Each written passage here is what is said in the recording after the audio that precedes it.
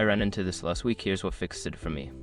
Setting out notifications on the Amex app can really help you stay on top of your spending and rewards. Here is how to do it step by step. Step 1. Open the Amex app. Launch the American Express app on your smartphone. Make sure you are logged into your account to access the settings. Step 2. Access account settings. Tap on the profile icon or the settings gear, usually located in the top right corner of the app. This will take you to your account settings. Step 3. Select notifications. Look for the notifications option in the settings menu. This is where you can manage all your notification preferences. Step 4. Customize your preferences. Choose the types of notifications you want to receive, such as transaction alerts, payment reminders, or promotional offers. Toggle the switches to enable or disable each option. Gotcha! If you don't see the options, make sure your app is updated to the latest version. Step 5. Save your changes. After customizing your preferences, don't forget to save your changes.